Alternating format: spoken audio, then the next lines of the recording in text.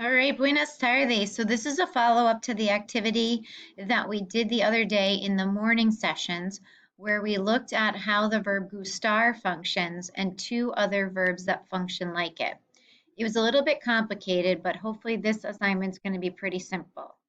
So for each slide, you're going to come up with an example of using gustar with an action, a singular noun, a plural noun, and then the same with interesar and aburrir. So basically, you are either choosing me gusta or me gustan, something that you like that's an action, something that you like that's singular, a singular thing, something that you like that's a plural thing. So you're going to insert text boxes. For the first one, you're going to say me gusta and an action word, something that you do. That gets gusta.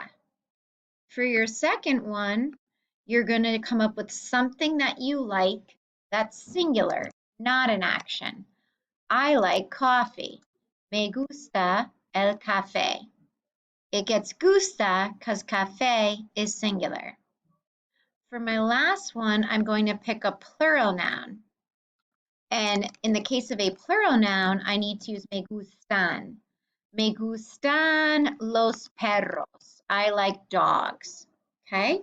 So an action, a verb, a singular noun, a plural noun.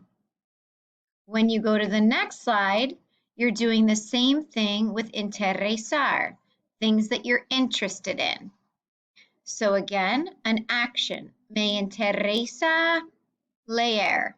I'm interested in reading. Me interesa la comida. I'm interested in food. Me interesan los deportes. I'm interested in sports. And then the same thing on the last slide with to be bored by. So all of these slides are about yourself. The first two get the singular. The last one gets the N added. Okay? So an action word, a singular noun, a plural noun for all three. Good luck. Reach out with help if needed.